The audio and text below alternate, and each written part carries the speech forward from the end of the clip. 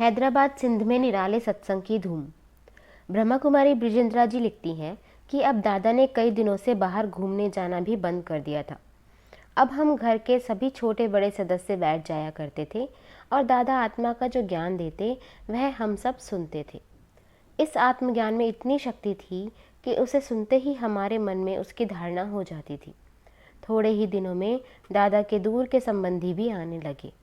अपनी अंतरात्मा में ज्ञान की गुप्त आवाज़ सुनकर दादा को गीता में और अधिक श्रद्धा हो गई थी। इसीलिए वे गीता ज्ञान सुनाया करते थे।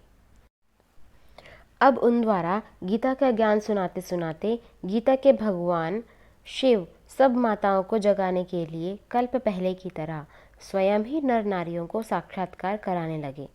उनके सत्संग में सम्मिलित होने वालों को श्री कृष्ण का साक्षात्कार, कलयुगी सृष्टि के महाविनाश का साक्षात्कार और आने वाली सतयुगी दैवी दुनिया का दिव्य साक्षात्कार होने लगा। इस अद्भुत बात की चर्चा सारे शहर में होने लगी कि दादा के पास जाकर सत्संग करने से साक्षात्कार होते हैं। अब दादा के मित्रों और संबंधियों के अतिरिक्त अन्य कन्याएं तथा पुरुष भी आने लगे। वे ऐसा मानते थे कि दादा ही साक्षात्कार कराते हैं। हालांकि स्वयं दादा को भी शुरू में जब साक्षात्कार हुए तो वे इस सोच में पड़ गए कि ये साक्षात्कार कौन कराता है। दादा को भी बाद में यही ज्ञान हुआ कि उन्हें और उन द्वारा दूसरों को साक्षात्कार कराने वाला स्वयं परमपिता परमात्मा ही है। सत्संग सुनने के लिए आने वालों में एक बहुत धनवान परिवार की महिला थी जिसका नाम रुक्मणी था। वह हैदराबाद में एक बहुत बड़े घर की बहू मानी जाती थी। उसका ससुर वहाँ के विशिष्ट अथवा गिने चुने व्यक्तियों में से ही एक माना जाता था, लेकिन उस महिला के पति की अकाल मृत्यु हो गई थी और इस कारण से वह बहुत ही दुखी और अशांत रहती थी।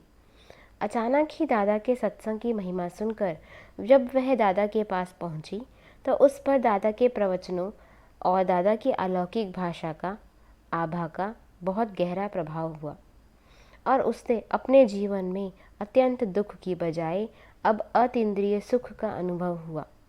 अतः अन्य लोगों की तरह वह भी अपने स्वजनों एवं संबंधियों को कहती, चलो चलो ओम बाबा यानी दादा के पास। उनके पास कोई गुप्त शक्ति है। उनके वचनों से अमृत बरसता है जो संतप्त हृदय को एक अलौकिक शीतलता देता है। उनका मस्तक एक दिव्य तेज से चमक रहा है। उनकी दृष्टि में कोई अलौकिक प्रकाश है। वह गीता का सच्चा ज्ञान सुनाकर मन को सच्ची शांति देते हैं। इस प्रकार उस माता के दुखी जीवन में एक अद्भुत परिवर्तन देखकर तथा उसका अनुभव सुनकर उसके स्वजन संबंधी आने लगे। उस माता की एक अलौकिक विवाहिता पुत्री जिसका नाम गोपी था उसके साथ सत्संग में आने लगी।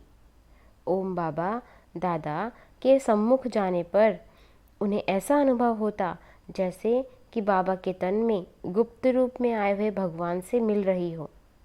उनको बाबा के माध्यम से श्री कृष्ण का आभास होता था और वह कई बार देह की सुध-बुध भूलकर स्वयं को आत्मा समझ एक ज्ञान गोपी समझती थी। ईश्वरीय ज्ञान की एक झलक। इस प्रकार ईश्वरीय ज्ञान द्वारा अतीन्द्रिय सुख का अनुभव करते हुए अनेक नर नारी आत्मिक उन्नति कर रहे थे। उन दिनों बाबा जो ज्ञान देते थे और उस ज्ञान से जो अनुभव होता था उसकी एक झलक ब्रह्मा कुमारी हृदय पुष्पा जी इस प्रकार सुनाती है।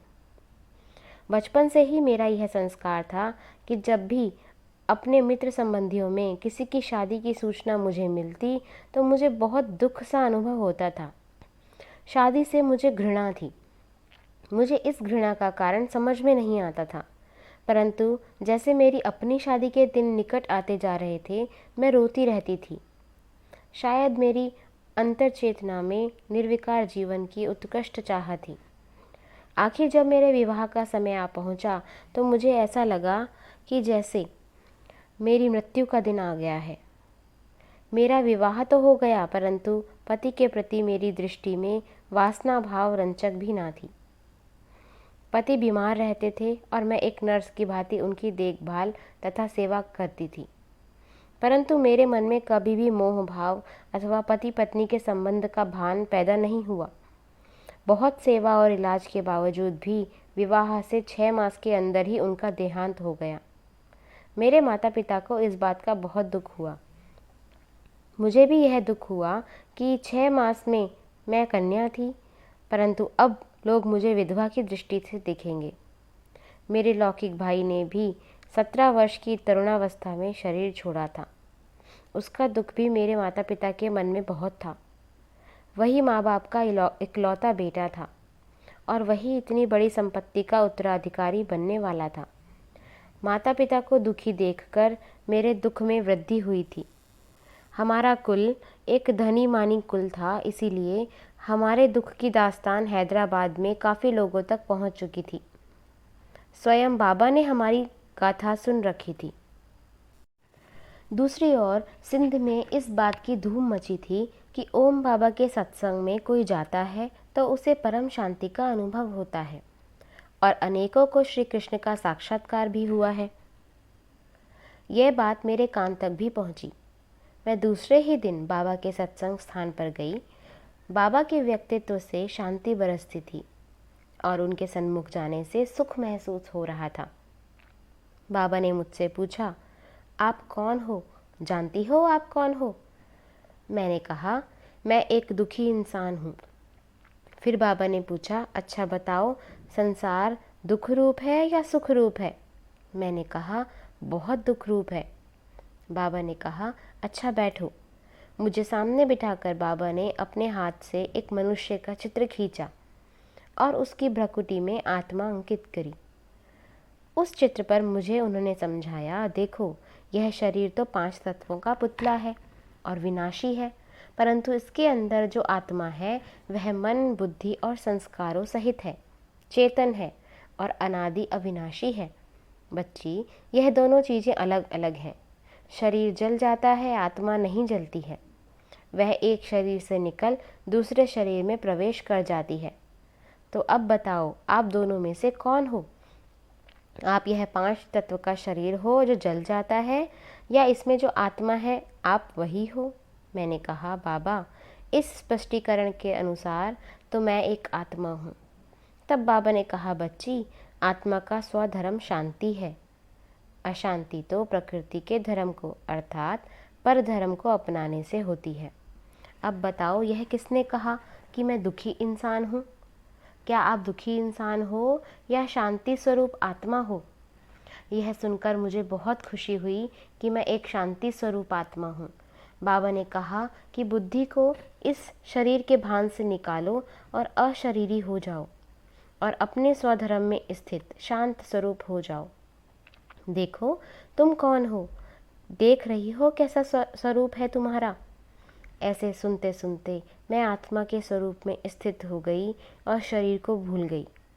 इसी बीच मैंने देखा कि आत्मा बिंदु स्वरूप है और वह ऊपर ऊपर उड़कर शरीर से अलग होती जा रही है। फिर ऐसा महसूस हुआ कि आत्मा विस्मृति से स्मृति में आती जा रही है, जैसे बादल दूर होने से चांद दिखाई देता है। मुझे लगा कि अज्ञान का पर्दा दूर होने से बहुत खुशी हुई है।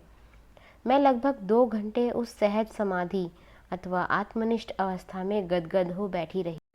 जब उस अवस्था से कुछ नीचे उतरी तब बाबा ने मुझे बुलाया और पूछा, अब बताओ कि आप कौन हो?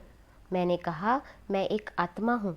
बाबा ने फिर पूछा, अब आप दुखी हो या सुखी हो? मैंने कहा, मैं एक शांत स्वरूप अथवा सुख स्वरूप आत्मा हूँ।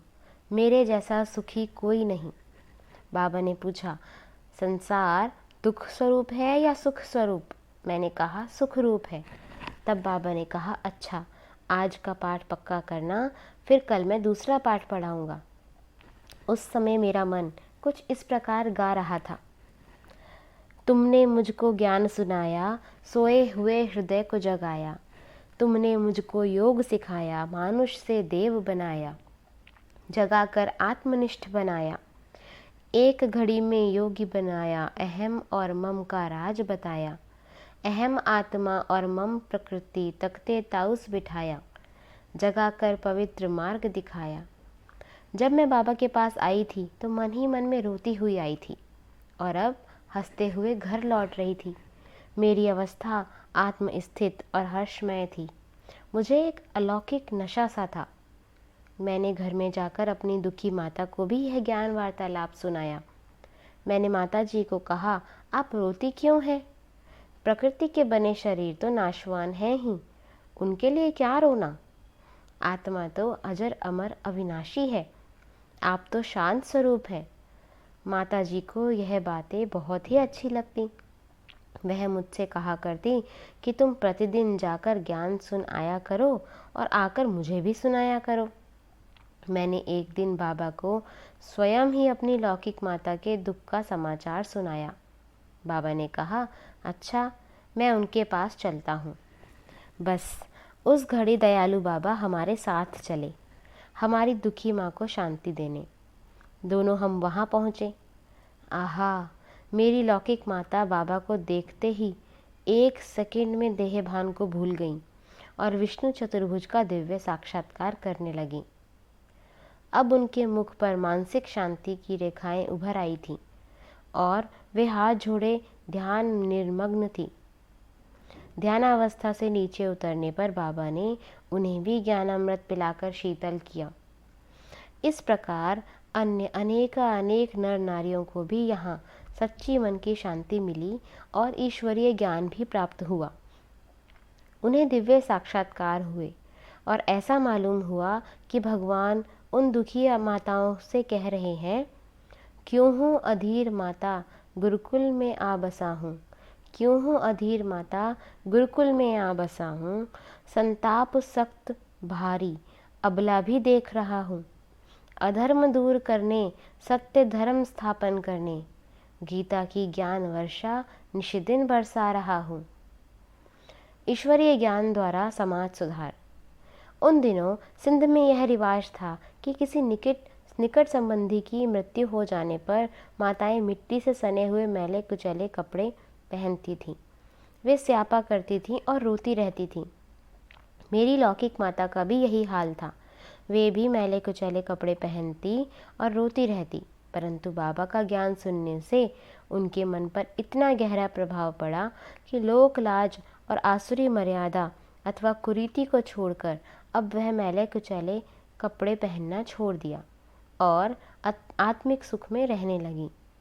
ओम मंडली में आने वाली अनेक माताओं के जीवन में इस प्रकार से कई सुधार हुए। उन दिनों सिंध में बहुत से घरों की बहू बेटियां पाश्चात्य सभ्यता के प्रभाव के कारण फैशन करती थीं। कई तो जेवरों से लदी रहती थीं और अन्य बहुत सी जीवा के स्वाद के वशीभूत थीं। धनाढ्य लोगों के घर में नौकर ही खाना बनाते और सब कार्य करते थे, परंतु अब जो कन्याएं माताएं ओम मंडली के संपर्क में आया करती थीं, उन्होंने फैशन करना अथवा स्वयं को स्वर्ण आभूषणों से सजाना छोड़ दिया और वे घर का सब कामकाज भी अपने हाथों से करने लगीं। अब उनके जीवन में सहज ही सादगी आ गई और खान पान पर भी उनका कंट्रोल हो गया, क्योंकि ओम मंडली में उन्हें कर्मेंद्रियों को वश करने की शिक्षा मिलती थी। इस सत्संग में आने वाली माताओं का मन अब दहेज प्रथा से तथा बनाव श्रृंगार से उठ गया। अतः उनके जीवन में ये सुधार देखकर सिंध में, विशेष तौर पर हैदराबाद में, लोगों के मन में ओम मंडली के लिए एक आदर भावना थी, क्योंकि वे सोचते थे कि शताब्दियों से चली आई कुप्रथाओं और कुरीतियों को जिन्होंने अन्य कोई नहीं तोड़ सका, ओम मंडली ने और ओम बाबा ने उनसे माताओं को मुक्त किया है। ओम मंडली की यह ख्याति सुनकर बहुत से कुटुंब अपनी बहू बेटियों और माताओं कन्याओं को सत्संग में भेजने लगे। ओम राधे का शुभागमन। इस प्रकार हैदराबाद के लोग इस ज्ञान से लाभ ले रहे थे। ऐसे सुंदर सत्संग में आने वाली माताओं बहनों में एक विशिष्ट कुमारी भी थी जिनका नाम राधे था। वह बाद में ओम राधे नाम से प्रसिद्ध हुई। वह अपनी लौकिक माता के साथ ही सत्संग में और बाबा से मिलने आई थी। वह अपनी शोभा और गुणों से देवी सी लगती थी। ऐसा प्रतीत होता था कि वे किसी दिव्य लोक से उतरकर इस धरा पर आकर साकार हुई है। वह बहुत ही शिष्ट, प्रतिभाशालिनी एवं चमत्कारी बुद्धि वाली थी। वे अपने कॉलेज में सदैव प्रथम श्रेणी प्राप्त किया करती थीं। वे वीणा वादन में भी कुशल हस्त थीं और गायन कला में भी अलौकिक थीं। उनके स्वर में एक अनुपम दिव्यता थी। उन्होंने जब बाबा के मुख कमल से सच्ची गीता ज्ञान सुना तो उनका चित्त बहुत ही आनंदित हुआ। उस आनंद की तुलना में उन्होंने संसार के सारे सुख तुच्छ लगे। उन्होंने शीघ्र ही अपने जीवन के बारे में यह निर्णय किया कि वह आजीवन ब्रह्मचर्य व्रत का पालन करेंगी और स्वयं को संपूर्ण रीति से ज्ञानामृत पीने और पिलाने का उच्च कार्य करने में लगा देंगी। उन्होंने मन में यह निश्चय किया कि यह ज्ञान सर्वोत्तम है। दादाजी से मिलकर उन्होंने अनुभव किया कि यह कोई निराले व्यक्ति हैं, जिनका मस्तक मणि की तरह चमक रहा था, जिनके नयनों में एक अलौकिक मस्ती थी और जिनके ओम ध्वनि में एक ऐसा अनुपम आकर्षण था कि सुनने वाले देह की सुध बुध भूलकर आत्मस्वरूप स्थित हो जाते थे। इस प्रकार का दिव्य अनुभव करते ही राधा जी ने सिंधी भाषा में अपने अनुभव का एक गीत बनाया, जिसकी कुछ पंक्तियां निम्नलिखित हैं। ओम मंडलीय माँ वणी हुते मुँह छा डिठो, संख्यो मुँह वणी छा डिठो। ओम सदे शुद्ध मंत्र जो तीर संदो आलाप आहे, बुधंदे मन शीतल थियो, फाटो मींजो गमजो चिट्ठो, संख्यो मुँह वणी छा डिठो। इस प्रकार उन्होंने जो गीत बनाया, अनुभव स्थित होकर मधुर स्वर में गाया, उसे सुनते ही सब लोग खुशी में झूमने लगे। जब ओम राधे ने सत्संग में आना शुरू ही नहीं किया था, तब एक बार दादा की लौकिक पत्नी जसोदा को साक्षात्कार हुआ था कि राधे भविष्य में श्री लक्ष्मी बनेंगी और मैं उनको राज्य भाग्य दूंगी। परंतु इसका अर्थ वह समझ नहीं सकी। वह जब ईश्वरीय सत्संग में आने लगी, तब बाबा ने समझाया कि इस विश्व ड्रामा में राधा का बहुत ऊंच पाठ है और कि ईश्वरीय ज्ञान तथा दिव्य गुणों की धारणा और सहज राजयोग के अभ्यास के फलस्वरूप आने वाली सतयुगी सृष्टि में वे श्री लक्ष्मी पद प्राप्त करेंगी। ऐसा ही हुआ। वह बाबा द्वारा जो ईश्वरीय ज्ञान सुनती, उसे धारण करके वे ऐसी अच्छी तरह से समझते और समझाती कि सभी को बहुत हर्ष होता। कुछ ही समय के बाद सबके मन से ये बोल निकलते, योगिन प्यारी ऋषि कुमारी ज्ञान की बंसी बजाए, ओम राधे विदेह मुक्त बनाए।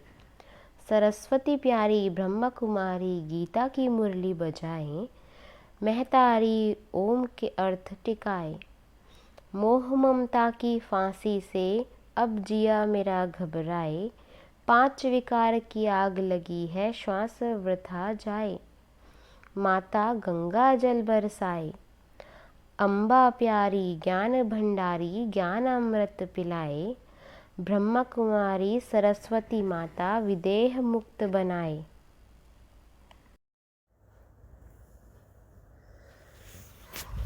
लौकिक संबंधियों पर भी ज्ञान रंग। अब जैसे और लोग ईश्वरीय ज्ञान से लाभान्वित हो रहे थे, वैसे ही दादा अपने लौकिक संबंधियों को भी ज्ञान के रंग में रंगने के लिए प्रयत्नशील थे, क्योंकि दादा को इस उक्ति पर विश्वास था, खैरात घर से शुरू होनी चाहिए, चैरिटी बिगिंस एट होम। दादा की धर्मपत्नी और बहू तो पहले से ही धर्मपरायण और भक्ति भाव से भरपूर थीं, और अब वे दोनों ईश्वरीय ज्ञान द्वारा स्वयं को आत्मनिष्ठ बनाने के पुरुषार्थ में तत्पर थीं। इसीलिए अब दादा का ध्यान विशेष तौर पर अपनी बड़ी पुत्री की ओर गया था। ईश्वरीय ज्ञान प्राप्त होने से पहले वाले जीवन काल में दादा ने उस पुत्री की शादी सिंध के एक बहुत ही नामवर और धनाढ्य मुखी घराने में की थी। अब ज्ञान प्राप्ति और दिव्य साक्षात्कारों के बाद दादा को यह ख्याल आता था कि मैंने ही अज्ञान काल में उसे काम वासना के संबंध अर्थात विवाह में दे दिया था। गोया इस जीवन में मैं ही उसके पतन का निमित्त बना था। अतः अब मेरा ही कर्तव्य है कि मैं उसे भी पवित्रता के मार्ग पर ले आऊं। आखिर दादा का यह शुभ संकल्प पूरा हुआ। कैसे उसके बारे में दादा की बड़ी पुत्री, जो कि वर्तमान समय निर्मल शांता के नाम से प्रसिद्ध है और ब्रह्मा कुमारी ईश्वरीय विश्वविद्यालय की संयुक्त मुख्य प्रशासिका हैं, ने निम्नलिखित पंक्तियां लिखी हैं। ईश्वरीय ज्ञान की प्राप्ति से पहले भी बाबा अथवा पिताश्री का जीवन सचमुच राजाई ठाठ से और भक्ति से परिपूर्ण था। इसलिए बाबा ने मेरा विवाह बहुत ही धूमधाम से मुखियों के घर में कराया। मेरे ससुराल में सांसारिक सुखों की कोई कमी ना थी। मैं उन्हीं सुखों में ही मस्त रहती थी। मुझे भक्ति पूजा की और कोई विशेष खिंचाव नहीं महसूस होता था। जब मैं कन्या थी और बाबा के पास रहती थी तब भी बहुत ही सुखी जीवन था। बाबा किसी भी चीज़ की कमी नहीं रखते थे और बहुत ही प्यार से पालते थे। परंतु जब पिताश्री में परमपिता परमात्मा शिव की प्रवेशता हुई तो मैंने देखा कि अब बाबा का हमारी ओर से पहले जैसा लगाव और ध्यान न था। मुझे ऐसा लगता था कि अब हमारे बाबा एक अलौकिक मस्ती में मस्त रहते हैं और हमारे लिए तो एक विरक्त साधु ही बन गए हैं। अब मैं जब भी अपने लौकिक माता पिता से मिलती तो वे दोनों मुझे ज्ञान की बातें सुनाते। उनके मन में मेरे कल्याण की भावना थी। वे सोचते थे कि यह भी ईश्वरीय मार्ग पर चल पड़े। यह क्यों ईश्वरीय आनंद से वंचित रहे। आखिर एक दिन उनकी इस शुभ भावना की विजय हुई। उस दिन कोई त्यौहार था और बाबा ने मुझे भोजन के लिए घर बुलाया था। जब मैं वहां पहुंची तो मैंने देखा कि वहां कुछ माताएं कन्याएं आदि ज्ञान सुना रही हैं। उनमें से कुछ एक ध्यानावस्था में रास कर रही थी। वह रास पहले तो मुझे अच्छी नहीं लगी, परंतु मैंने देखा जो महिलाएं रास कर रही थीं उन सभी से मैं अच्छी तरह परिचित थी। रास करने वाली माताओं को और उन अद्भुत रास को देखकर मेरे मन में यह संकल्प आया कि जिस प्रकार की यह दिव्य रास इस समय कर रही हैं, यह तो कोई इस कला का विशेषज्ञ भी शायद नहीं कर सकेगा। तब ये माताएं जिन्होंने भी ऐसा ढंग रंग सीखा ही नहीं, वे इस अलौकिक रीति से कैसे कर पा रही हैं। हो ना हो इस समय यह संसार के भान में नहीं है और दिव्य चक्षु द्वारा श्री कृष्ण और देवलोक की कोई रास देखते हुए उसी तन्मयता से रास कर रही हैं। उनकी मुद्राएं और हाव भाव ऐसे थे जैसे कि वे संसारिक स्थिति में 1000 मिन्नतें किए जाने पर भी नहीं कर सकती। उनके मुख पर शांति, प्रभु प्रेम, सात्विकता की ऐसी रेखाएं दिख रही थी कि जिन पर मेरी दृष्टि पड़ने से मेरा मन बोल उठा कि यह अवश्य ही प्रभु मिलन का सुख लूटकर कृतकृत्य हो रही हैं। जब वे ध्यानावस्था से कुछ नीचे उतरी तो मैंने उनका अनुभव सुनने की इच्छा प्रकट करी। उनमें से जब एक को मैंने निवेदन किया तो मैंने देखा कि अभी तक वह उस मस्ती में थी और सुख का रसास्वादन करते हुए वह वाणी तक नहीं लौटना चाह रही थी। उन्होंने धीमी सी आवाज़ में केवल इतना कहा, कल बताऊंगी। मुझे उसका अनुभव सुनने की इच्छा थी, इसलिए जाते समय मैंने बाबा को कहा, बाबा कल कार यानी मोटर गाड़ी भेज देना, मैं आऊँगी। बाबा ने कहा, अच्छा बच्ची, कल देखा जाएगा। मुझे यह उत्तर अच्छा नहीं लगा। मैंने कहा, बाबा आज आप ऐसा क्यों कह रहे हैं। बाबा ने कहा, बच्ची अपना विचार तो कार भेजने का ही है, परंतु बच्ची कल देखें क्या होता है। मैं बहुत नाजों से पाली थी। कभी मैंने बाबा के मुख पर ऐसा उत्तर नहीं सुना था। अज्ञानता के नशे में मुझे बहुत क्रोध आया। मुझे लगा कि मेरा अपमान हुआ है। पहले मैं बाबा से यदि आकाश के तारे भी मांगती तो बाबा उनके लिए कभी ना नहीं कहते, बल्कि उन्हें भी तोड़कर ला देते। आज मैं कार भेजने के लिए कहती हूँ और बाबा उसके लिए यह उत्तर दे रहे हैं। मैं कार में बैठकर ससुराल जा रही थी। बाबा भी मेरे साथ बैठे थे। वे मुझे ससुराल छोड़ने आए थे। उतरते समय मैंने उसी क्रोध की लहर में कहा, बाबा आप कार ना भेजना, मैं कल नहीं आऊँगी। मुझे याद है तब बाबा ने मुस्कुराते हुए कहा, बच्ची क्या तुम यह जान सकती हो कि कल क्या होगा। मैंने कहा, आखिर कल होगा क्या, कल देखेंगे। ससुराल में पहुंचकर मैं रात्रि को सो गई। कोई 2-2:30 बजे होंगे कि मैंने अचानक देखा कि बहुत तेज लाइट है और बाबा मेरे पास खड़े हैं। मैं जाग गई। मैंने सोचा कि रात्रि को मैं बाबा से बात करके लौटी थी, शायद इसी कारण बाबा मन में सामने आ रहे हैं। परंतु कुछ ही समय के बाद मुझे फिर वही साक्षात्कार होने लगा। मैं समझ नहीं सकी, मैं फिर सो गई। तीसरी बार मैंने देखा कि मेरे सामने बाबा खड़े हैं और उनके साथ ही श्री कृष्ण खड़े हैं, और बाबा बहुत ही आकर्षणमय रूप से मधुर स्वर से कह रहे हैं, बेटी जागो, तुमको विश्व के कल्याण का कार्य करना है। बस ये महावाक्य एक दिव्य बाण की तरह थे जो मेरे मन को अच्छी रीति लग गए। मैंने तुरंत ही बाबा की उंगली पकड़ी।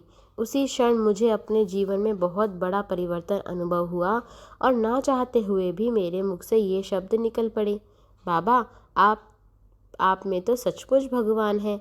हमने आपको नहीं जाना था। अब से लेकर आप मुझे जैसा कहेंगे मैं वैसा ही करूँगी। प्रातः होते ही यह दिव्य दृश्य बार बार मेरे मन के सामने आने लगा और मेरे मन में यह ईश्वरीय आकर्षण बना रहा कि बाबा से जाकर मिलूं। मैं जल्दी जल्दी तैयार होने लगी, परंतु मुझे शारीरिक कष्ट ऐसा हुआ कि मैं जाना चाहते हुए भी नहीं जा सकी। तब मुझे बाबा के ये शब्द याद आए, बेटी कल क्या होता है वह देखा जाएगा। वह शब्द मेरे कानों में गूंजने लगे और मैंने सोचा कि हम बाबा के साधारण रूप को देखकर उन्हें ठीक ठाक पहचान नहीं पाते। उन द्वारा जो शक्ति कार्य कर रही है उसे हम जान नहीं पाते हैं। अस्तु, सायंकाल को बाबा स्वयं ही वहाँ मेरे पास आए। बस उन्हें देखते ही मेरी आंखों में प्रेम के, पहचान के और पश्चाताप के आंसू बहने लगे और उनसे गले मिलकर मैं बोल उठी, बाबा अब मैंने आपको पहचाना है। अब आप जो कुछ भी कहेंगे सो मैं करूँगी। बस उस दिन से मेरे जीवन को एक नया मोड़ मिला। दादा कश्मीर में।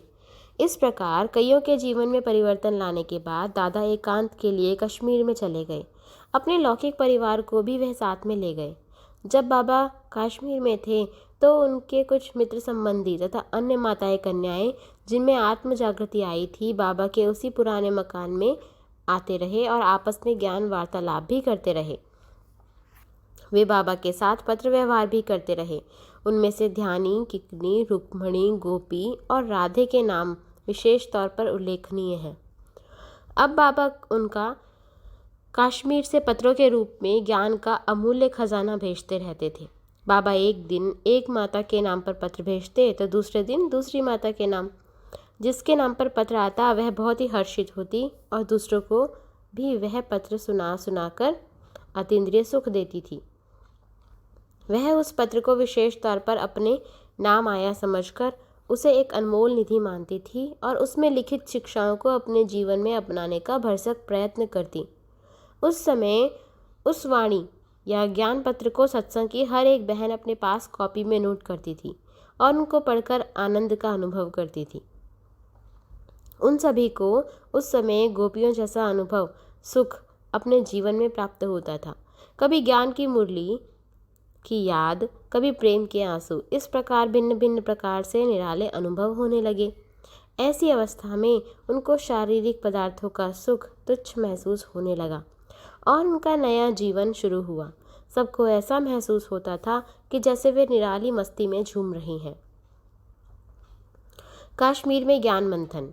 कश्मीर में दादा एकांत में ईश्वरीय चिंतन में लवलीन रहते थे। वे कुछ समय ज्ञान युक्त पत्र लिखने में व्यतीत करते और कुछ समय वहाँ साथ रहे हुए संबंधियों को ईश्वरीय ज्ञान देते थे।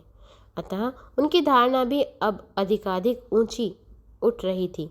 वहाँ ज्ञान लाभ के बारे में ब्रह्मा कुमारी निर्मल शांता जी, दादा की लौकिक पुत्री, लिखती हैं, मैं कश्मीर में बाबा के साथ गई थी। वहाँ भी बाबा हमें ज्ञान सुनाते थे। उसे सुनकर मैंने निर्णय किया कि अब तो मुझे प्रभु की सच्ची गोपी बनना है और अपने जीवन को पवित्र बनाकर विश्व के कल्याण के लिए कार्य करना है। दिनों दिन मुझ में ज्ञान की मस्ती बढ़ती जाती थी। अब मेरी बुद्धि में ज्ञान ही ज्ञान समाया हुआ था। एक दिन की बात है, मैं घर से बाहर कहीं जा रही थी। वहाँ कश्मीर में आए हुए हमारे एक परिचित व्यक्ति, जिनका नाम रीझूमल था, ने मुझसे एक पहाड़ी का रास्ता पूछा। मैंने ज्ञान की खुमारी में उनसे कहा, आप पहाड़ी का रास्ता पूछते हो या परम धाम का? मेरी ऐसी बातें सुनकर उन्हें बहुत ही आश्चर्य हुआ और उस दिन से लेकर वे भी हमारे यहाँ ज्ञान सुनने के लिए आने लगे। उन्हीं दिनों में बाबा के साथ अमरनाथ भी गई। हम लोग घोड़ों पर सवार थे।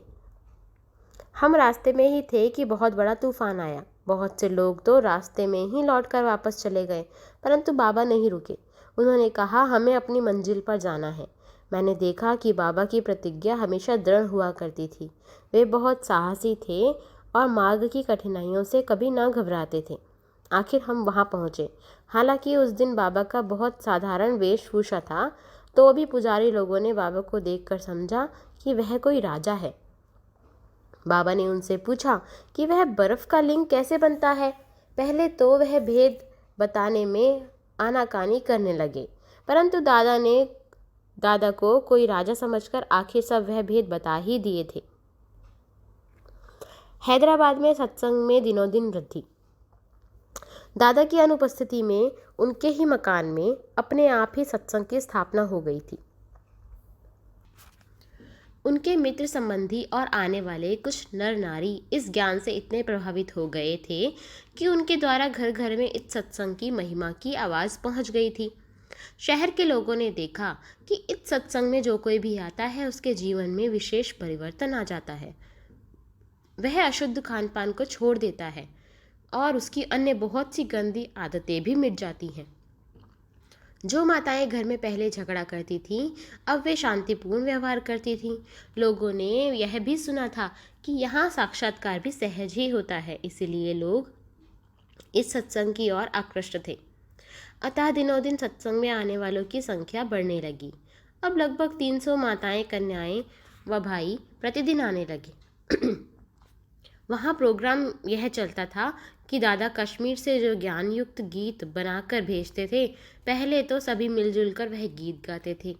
फिर दादाजी के ज्ञान पत्र द्वारा जिस माता के नाम आए होते थे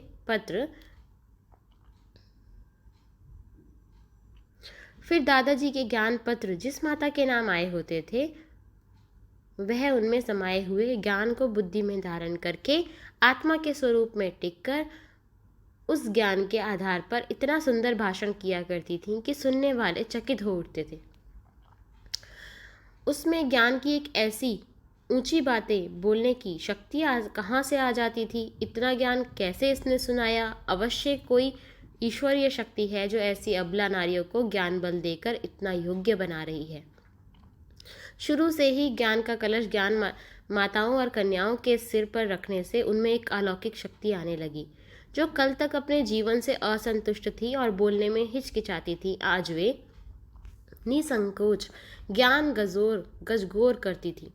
12-14 वर्ष की छोटी छोटी कुमारियां भी ऐसा सुंदर भाषण विकारों को जीतने के विषय पर अथवा मन को व इंद्रियों को वश में करने के विषय पर किया करती थी। उन सत्संग की यही विशेषता थी कि जब अशरीरी रूप में स्थित होकर वहां जाने वाले नर नारी ज्ञान सुनते थे, तो वे शांति धाम का अथवा बैकुंठ का अनुभव करते थे। दादा जब कश्मीर से लौटे तो उन्होंने देखा कि सत्संग में आने वालों की संख्या में काफ़ी वृद्धि हो गई है। कन्याएं, माताएं और पुरुष बहुत ही उमंग उल्लास में ज्ञान अमृत पीकर अपना जीवन पवित्र और सुख शांतिमय बना रहे हैं। बहुत लोगों को तो घर बैठे ही दादा का साक्षात्कार हुआ और उस अवस्था में अव्यक्त मूर्त प्रभु ने उनसे कहा था कि मैं अमुक स्थान पर आकर ईश्वरीय ज्ञान दे रहा हूँ, वहाँ आप मेरे पास आओ। इस साक्षात्कार से पहले उन लोगों को दादा का या ओम मंडली का किसी तरह का कोई परिचय नहीं होता था। इस साक्षात्कार के आधार पर वे ओम मंडली में आ पहुँचते थे। वे आते ही दादा से कहते, आपने ही तो दिव्य साक्षात्कार कराकर हमें बुलाया है। दादा सोच में पड़ जाते। इन सभी बातों को देखकर दादा को अंततः प्रेरणा हुई कि वह अव्यक्त और गुप्त परमपिता परमात्मा का कार्य चल रहा है। वही स्वयं उन द्वारा अर्थात दादा द्वारा और माताओं द्वारा यह कार्य करा रहा है और आगे चलकर मनुष्य मात्र के कल्याण का कोई विशेष कार्य कराना चाहता है। हम बता आए हैं कि सत्संग में आने वाले कई भाई बहन ऐसे थे जिन्होंने दादा की अनुपस्थिति में आना शुरू किया था। अतः जब दादा कश्मीर से लौटे तो उन भाई बहनों ने दादा को पहली बार देखा। आहा, प्रथम मिलन में ही उन सभी को ऐसा अनुभव हुआ कि वे दादा के अलौकिक बच्चे अथवा बच्चियां हों। उन्होंने देखा कि बाबा का शरीर एक न्यारा शरीर है, वस्त्र बिल्कुल सफ़ेद हैं, मस्तक ज्ञान सूर्य के प्रकाश से खूब चमक रहा है, नैन तेजोमय दिखाई दे रहे हैं, जैसे कि उनसे ज्योति की किरणें निकल रही हों। बाबा की उपस्थिति में देखने वालों के मन पर शीतलता का प्रभाव पड़ रहा होता था, मानो कि दादा के मन में और उनकी कर्मेंद्रियों में अथाह शीतलता हो। दादा के शरीर की बनावट ऐसी है जैसे कि श्री नारायण साधारण रूप में खड़े हों। अन्य पुरुषों की तुलना में उनकी कांति ऐसी दिखाई देती जैसे कि वे सितारों के बीच चांद हों। बाबा को देखकर अथवा उनकी अलौकिक दृष्टि पड़ने से कुछ ही क्षणों में भाई बहन दिव्य दृष्टि पाकर श्री कृष्ण का तथा बैकुंठ का साक्षात्कार करते और उस वृद्ध शरीर में श्री कृष्ण को देखकर वे उन्हें जोर से पकड़ लेते। बहुत बार बाबा उन बच्चियों से छुटकारा पाने के लिए वहाँ से हट जाते और छिप जाते, परंतु जो भाई बहनें दिव्य दृष्टि द्वारा साक्षात्कार कर रहे होते थे, वे चरम चक्षु बंद होने पर बाबा को दिव्य चक्षु द्वारा ढूंढ लेते थे और अतीन्द्रिय सुख में फूले न समाकर श्री कृष्ण के अव्यक्त रूप को देखते हुए रास रचाते थे। आनंद में अवस्था में वे कई बार ये मधुर सामूहिक गीत भी गाते थे। मोहे ज्ञान के झूले झुलाए कोई, मोहे प्रेम के झूले झुलाए कोई, मेरे जाने जिगर है योगी सोई, मीरा समूह में प्रेम प्यासी, दीदार खातिर मैंने लोक लाज खोई, मैंने दीदार खातिर लोक लाज खोई, मोहे ज्ञान के झूले झुलाए कोई। बचपन में भी दिव्य साक्षात्कार। छोटी आयु के बच्चों को और बच्चियों को भी जो साक्षात्कार होते थे, इस विषय पर ब्रह्मा कुमारी हृदय मोहिनी जी, जो वर्तमान समय दिल्ली में ईश्वरीय विश्वविद्यालय की दिल्ली जोन की इंचार्ज हैं और जिन्होंने अब दिव्य साक्षात्कार भी कराते हुए हैं, लिखती हैं, एक दिन की बात है कि ओम बाबा को हमारे लौकिक मित्र संबंधियों ने अपने घर सत्संग के लिए निमंत्रण देकर बुलाया था। कृपालु बाबा अपने बच्चों के कहने पर आ पधारे। रोज ही सायंकाल को सत्संग होता था, जहाँ कुछ ज्ञान युक्त गीत, ओम की ध्वनि और व्याख्यान चलते रहते थे। मेरी लौकिक माता को ईश्वरीय प्राप्ति की बहुत ही तीव्र इच्छा थी। वे प्रतिदिन सत्संग में जाया करती थी। तब मैं लगभग 9 वर्ष की थी और घूमने फिरने तथा पढ़ने में ही मग्न रहती थी, इसीलिए धर्म की बातों की ओर मेरा ध्यान ही नहीं गया। मैं माँ के साथ ही 2-3 बार सत्संग में जाती रही, परंतु वहाँ भी खेल कूद में ही सत्संग का समय व्यतीत कर देती थी। परंतु एक दिन विचित्र ही बात हुई। मैं सत्संग के स्थान पर बैठे बैठे अचानक ही ध्यान अवस्था में चली गई। मेरे आसपास जो माताएं बैठी थीं, उन सब ने यह सोचा कि शायद यह सो रही है, परंतु काफ़ी समय से एक ही आसन पर स्थिर बैठ देखकर कुछ एक का मेरी ओर ध्यान गया। जब मैं ध्यान अवस्था से नीचे उतरी, तब ऐसा उन्होंने मुझे बताया। मैं तो इस संसार से परे दूसरे लोक का अनुभव कर रही थी। मैंने क्या देखा कि एक बहुत बड़ा हॉल है, जिसकी सजावट ऐसी सुंदर थी कि इस कलयुगी संसार में वैसी मिलना असंभव है। ऐसे सुंदर हॉल में लगभग 10 वर्ष की आयु वाले सजे सजाए मोहिनी मूर्त श्री कृष्ण अपनी उंगली से मुझे इशारा कर रहे हैं कि आओ मेरे साथ रास करो। जब मैं ध्यानावस्था से नीचे उतरी और स्वयं को शरीर में महसूस करने लगी, तो मैं अपने आसपास कुछ माताओं को देखकर घबरा गई और खूब रोने लगी। मैंने सोचा पता नहीं मुझे क्या हो गया है कि ये सब मुझे देख रही हैं। मेरी लौकिक माता और अन्य संबंधियों ने बहुत प्यार से मुझसे पूछा, तुमने क्या देखा? मैंने कभी भी श्री कृष्ण की मूर्ति की ओर विशेष ध्यान नहीं दिया था, अतः मुझे उनके बारे में यह ज्ञान नहीं था कि यह कौन है। अतएव मैं यह वर्णन नहीं कर सकती थी कि किसको देखा। मैं अनिश्चित सी भाषा में यही कह रही थी कि कोई बहुत सुंदर, बहुत ही सजा हुआ, बहुत ही अच्छा था और मुझे ऐसे ऐसे बुला रहा था। बचपन की अनजान सी अवस्था में मैंने कुछ वर्णन किया, परंतु मेरी लौकिक माता गीता पाठी थी। वह समझ गई मुझे श्री कृष्ण या किसी देवता का ही साक्षात्कार हुआ है। इसी कारण वे मेरे सामने श्री कृष्ण और राम के चित्र लाकर मुझे दिखाने लगी और पूछने लगी, क्या यह थे? परंतु मेरे लिए कठिनाई यह थी कि चित्रकार इन देवताओं के जो चित्र बनाते हैं वे कोई वास्तविक चित्र नहीं होते। चित्रकार तो अपना भाव प्रकट करने के लिए जैसा बना सकते हैं वैसा वे बनाते हैं। उन चित्रकारों ने साक्षात्कार तो किया नहीं होता, इसीलिए वे सच्चा चित्र तो बना नहीं सकते। अब मुझे दिव्य दृष्टि द्वारा वास्तविक रूप का जो साक्षात्कार हुआ था उसकी तुलना में ये तो बहुत ही नीरस और कृत्रिम लगते थे। अतः मेरे लिए तो उस दिन यह कहना कठिन था कि यह श्री कृष्ण का चित्र है। हाँ, उसके पोज, उसकी मुरली और वस्त्रों के चित्र से थोड़ा सा मेल था, इसीलिए मैंने कहा, हाँ मैंने ऐसा देखा था, परंतु इससे बहुत ही सुंदर था और सजा हुआ था, आकर्षण मूर्त था। उसकी तुलना में ये चित्र तो कुछ भी नहीं है। इस प्रकार के साक्षात्कार और बहुत से बच्चों को तथा बड़ी आयु वाले लोगों को भी होते थे। सभी के लिए पितृव्रत प्रेम। इस प्रकार के गीत गा गाकर सभी गोप गोपियाँ अथवा सत्संगी भाई बहन खुशी में झूमते रहते थे। कई बार जब दादा सत्संग पूरा करके उठते थे तो सभी भाई बहनें, माताएं उठकर दादा के सामने खड़े हो जाते थे। दादा की पवित्र पितृव्रत दृष्टि सभी आत्माओं पर पड़ती और सभी के प्रति बेटी, आ बच्ची, यह मधुर शब्द निकलते थे। सभी उपस्थित जन अनुभव करते थे जैसे कि वे आत्मा के रूप में आत्मा के पिता, जगत पिता अथवा धर्म के पिता के सम्मुख खड़े हैं। सभी के मन में बच्चों की तरह स्नेह का उद्रेक होता और उनकी अंतर चेतना बोल उठती कि यह हमारे बाबा हैं। वे सभी उन्हें ओम बाबा कहकर पुकारते थे। कई बुजुर्ग और मुखी या चौधरी लोग जो कि बाबा को पहले से ही जानते थे, वे भी जब बाबा के सम्मुख आते तो ऐसा अनुभव करते जैसे कि बिछड़े हुए बच्चे बाप से मिल रहे हों। कई माताएं, बहनें अथवा पुरुष जो अब पहली बार ही सत्संग में आकर सम्मिलित होते, उनकी यद्यपि पहले से ही बाबा से जान पहचान नहीं होती थी, तो भी अब वे जब बाबा को देखते तो उनकी आंखों से प्रेम के आंसू टपक पड़ते और सहसा उनके मुख से, नहीं नहीं जिगर से, बाबा बाबा प्रेम से भीगे हुए ये शब्द निकल पड़ते। बाबा कहते, ओ बेटी, ओ बेटा, बाबा तुम्हारे सामने खड़ा बोल रहा है, बच्ची क्या कहती हो? वे कहती, बाबा आप कहाँ थे? क्या आप हमको भूल गए थे?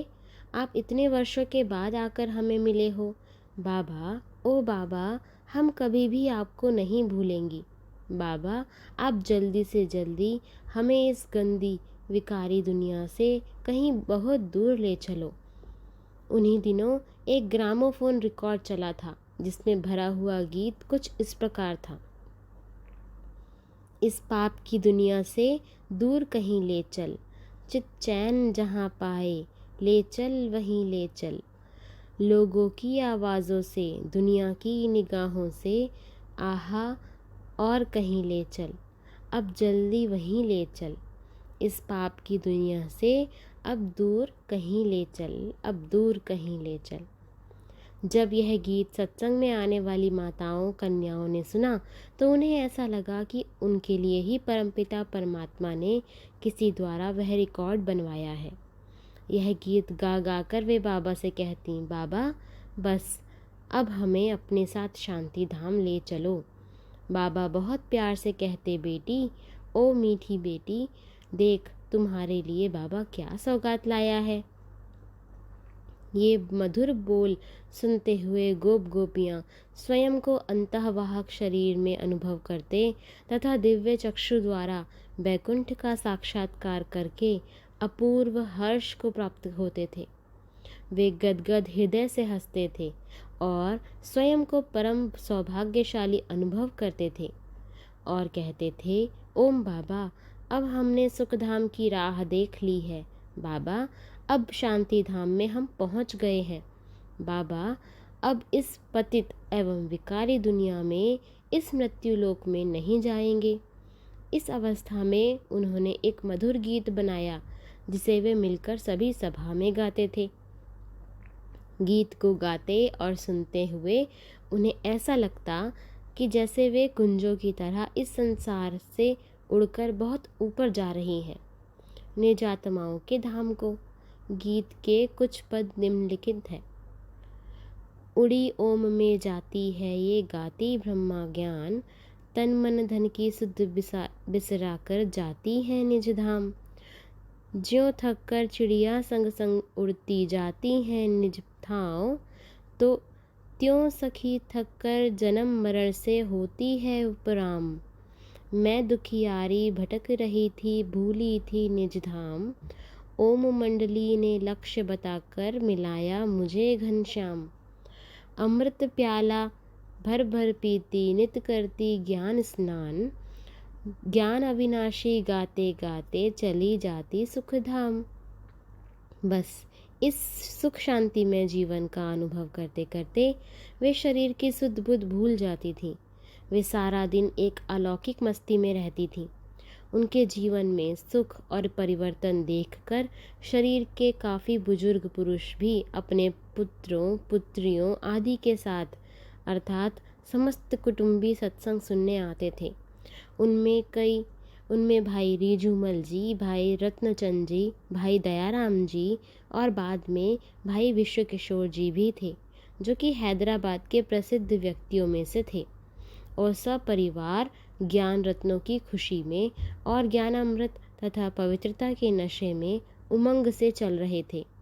इस सत्संग में आने वाले भाई बहनों ने यह अनुभवयुक्त गीत बनाया और इसे वे सभी मिलकर गाया करते थे। ज्ञान नगर में बिताऊंगी तज के 5 विकार, प्रेम नगर में बिताऊंगी तज के अशुद्ध विचार। ज्योति नगर में बनाऊं घर तज के देह अहंकार, ज्ञान के गहने ज्ञान के भूषण ज्ञान के ही सब श्रृंगार। आहा, ज्ञानी माता ज्ञानी पिता ज्ञानी है कुटुंब परिवार, ज्ञान के संग बिताती हूँ जीवन योग ही प्राण आधार। अथवा ज्ञान से है इस जग में आनंद निराला, ज्ञानी को होता अनुभव सुख का। ज्ञान स्वरूप युगल की रीति है न्यारी, परम पिता है सच्चा सतगुरु शांति का भंडारी। सखी पियो सदा तुम ज्ञान अमृत का प्याला, ज्ञान से है इस जग में आनंद निराला। उस समय सभा की शोभा ऐसी होती थी जैसे कि इंद्र सभा लगी हो अथवा हंसों का झुंड बैठा हो। सभी कन्याएं माताएं जो पहले बहुत ही फैशनेबल थीं, श्रृंगार प्रिय थीं, हीरे जवाहरात से सजी रहती थीं और अशुद्ध खान पान वाली थीं, अब वे इस पवित्र गीता ज्ञान को सुनकर अपने आप ही पवित्रता के रास्ते पर आ रही थीं। बाबा अथवा पिताश्री के जीवन का सभी पर इतना गहरा प्रभाव था कि उनके प्रैक्टिकल जीवन से प्रेरणा लेकर उनमें भी त्याग की भावना आ गई थी। अब उनका जीवन सादा, विचार उच्च, बोल मधुर, दृष्टि ज्ञान युक्त और वृत्ति सात्विक होने लगी थी। उन्होंने पवित्र जीवन का अच्छा रस लिया था, इसलिए अब उन्हें काम वासना वाला जीवन दुर्गंधपूर्ण, विषैला अथवा पलीद जीवन जैसा लगता था। ज्ञान अमृत के घूंट भर पीने से उन्हें एक ऐसा नया जीवन मिला था जिसका निराला ही सुख था तथा उन्हें मन ही मन प्रण किया कि अब ब्रह्मचर्य व्रत में रहकर प्रभु को मन में बसाकर हम योगियों जैसा जीवन व्यतीत करेंगे। घर में रहेंगे परंतु कमल पुष्प के समान जीवन बनाएंगे। हम विकारों की कीट से ऊपर उठकर रहेंगे। माताओं कन्याओं की सर्वोत्तम सेवा में सर्वस्व समर्पण। अब बाबा ने जब सत्संग अथवा ईश्वरीय ज्ञान की क्लास का यह विकसित रूप देखा और परमपिता की करामात देखी तो उन्होंने ओम राधे को इस सत्संग का ईश्वरीय विश्वविद्यालय के लिए अवैतनिक इंचार्ज नियुक्त किया और उनके साथ 8-10 अन्य ज्ञान निष्ठ कन्याओं माताओं की एक कार्यकारिणी समिति मैनेजिंग कमेटी बनाकर अपना समस्त धन और अपनी संपत्ति माताओं को उस कमेटी को अर्पित कर दी। इस विषय में उन्होंने लिखा कि मैं अपना सब जर यानी सोना, जेवर, जमीन, मुतहरक और गैर मुतहरक जायदाद, चल यानी चल और अचल संपत्ति इन माताओं की कमेटी को समर्पित करता हूँ, ताकि यह इस ईश्वरीय सेवार्थ कार्य में लगाई जावे। अतः अब माताएं ही सारे कार्य को संभालने लगी। इस सत्संग का नाम ओम मंडली क्यों कर पड़ा? अब यह सत्संग बहुत ही उन्नति को प्राप्त होने लगा। लोगों में यह ओम मंडली के नाम से विख्यात हो गया, क्योंकि यहाँ ओम की ध्वनि की जाती थी और उसके अर्थ स्वरूप में स्थित किया जाता था। कश्मीर से लौटने के बाद बाबा ने देखा अनेक माताओं, बहनों तथा पुरुषों के जीवन में ईश्वरीय शक्ति की झलक आ रही है। उनके जीवन में पवित्रता और आनंद आ गए हैं। यह देखकर बाबा को बहुत खुशी हुई। उन्होंने यह देखकर आश्चर्य भी हुआ कि किस प्रकार उन्हें निमित्त बनाकर गुप्त रूप में परमपिता परमात्मा स्वयं नर नारी का जीवन ज्ञानमय बनाने का कार्य कर रहे हैं।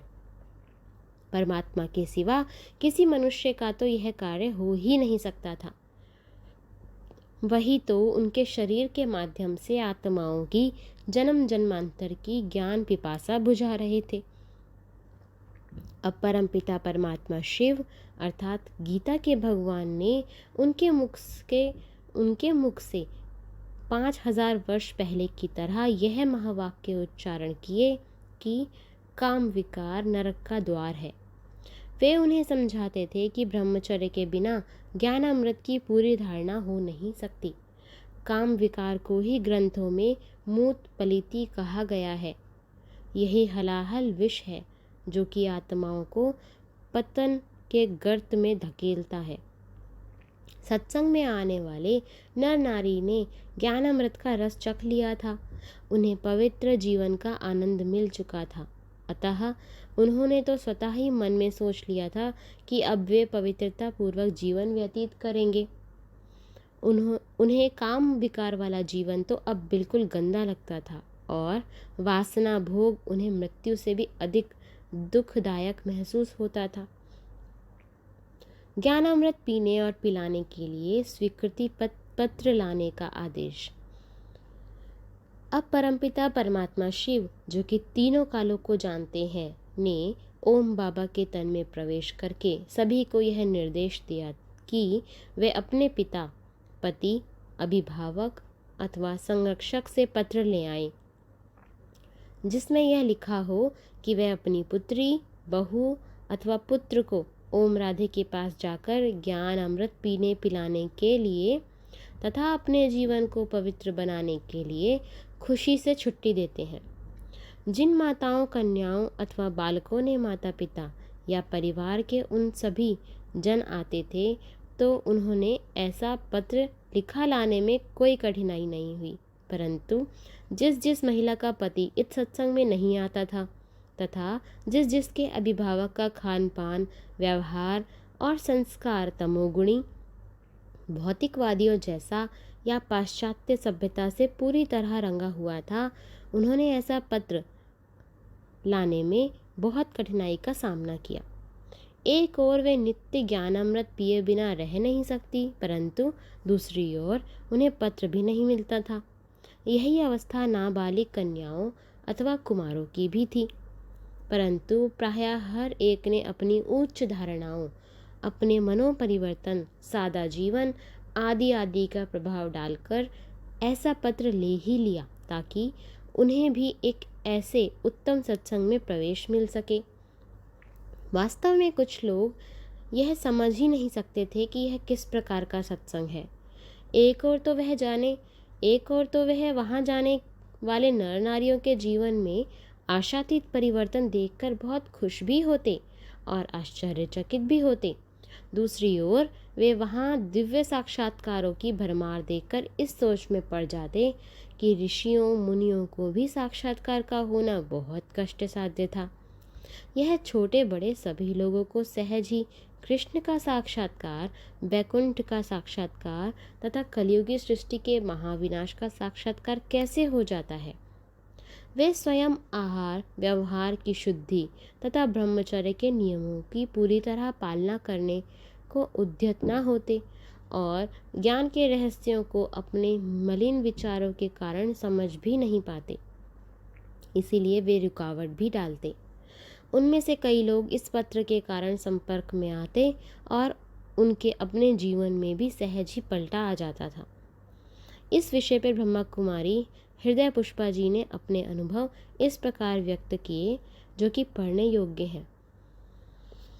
एक दिन बाबा ने कहा, आप सभी अपने लौकिक माता पिता से या सास ससुर से चिट्ठी ले आओ जिसमें लिखा हो हम अपनी बच्ची या स्त्री को खुशी से छुट्टी देते हैं कि वे ओम मंडली में ओम राधे के पास जाकर ज्ञानामृत पीने और पिलाने जाएं।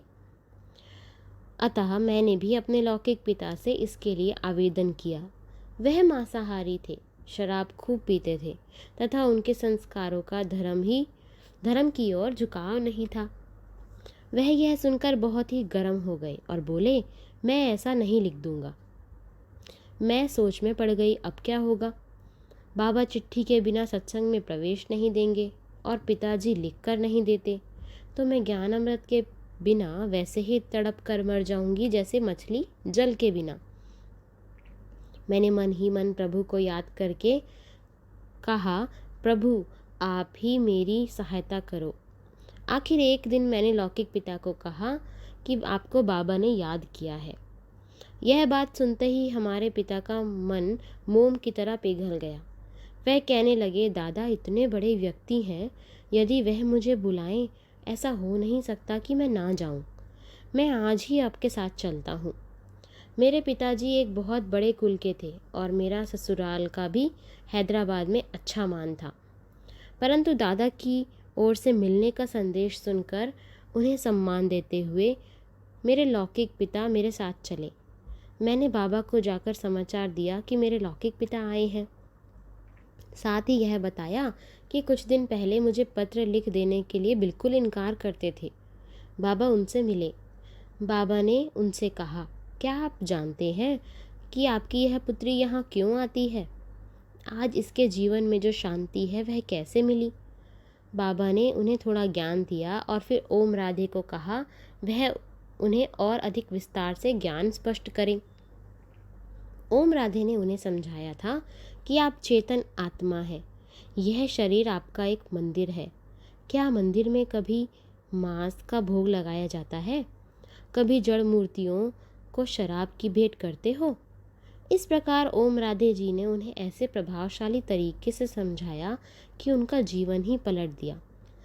उन्हें अपनी अंतरात्मा में ऐसा महसूस हुआ कि उन्होंने मांस शराब आदि का सेवन करके और क्रोध करके और अशुद्ध व्यवहार आदि करके बहुत से पाप किए हैं।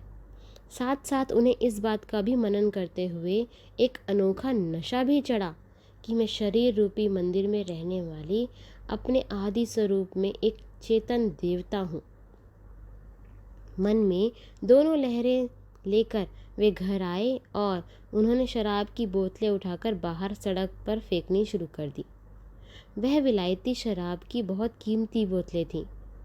उन्हें बोतलें फेंकता देखकर उनका एक लौकिक भाई बोला, दादा आप इन्हें सड़क पर क्यों फेंकते हो, हमको दे दो। मेरे पिताजी ने कहा, जो पाप का काम हमने छोड़ दिया वह आपसे भी नहीं कराना। उस दिन से लेकर पिताजी शाकाहारी बन गए और घर में अशुद्ध भोजन का निषेध हो गया। जब मैंने देखा कि हमारे लौकिक पिता के मन में अब ज्ञान का रंग लगा है तो मैंने फिर वह पत्र लिख देने के लिए कहा। मेरी लौकिक बहन जी तथा माता जी भी चिट्ठी लेना चाहती थी। हमें आश्चर्य हुआ और बहुत खुशी हुई कि पिताजी ने कहा, मैं आपको अभी ज्ञान अमृत पीने और पिलाने की छुट्टी देता हूँ और साथ में यह चिट्ठी भी लिख देता हूँ कि मैं स्वयं भी ज्ञान अमृत पिया करूँगा। उन्होंने हमें सहर्ष वह पत्र लिख दिया और बाद में हमारा सारा कुटुंब ही इस ईश्वरीय ज्ञान में तन मन धन सहित अर्पण हो गए। यह था बाबा द्वारा मिलने वाले इस ज्ञान का सच्चा चमत्कार अथवा जादू कि शीघ्र ही संस्कार बदल जाते थे और विषय वासना और विषय वासना की लत छूटकर आत्मा की प्रभु से सच्ची लगन हो जाती थी तथा सहज ही सुख शांति की प्राप्ति होती थी। इस प्रकार बहुत सी कन्याएं, माताएं व भाई पत्र लिखवा लाए थे। स्वयं बाबा ने अपनी लौकिक पुत्री को, बहू राधिका को तथा अपनी धर्मपत्नी जसोदा आदि को ऐसे पत्र लिख दिए थे।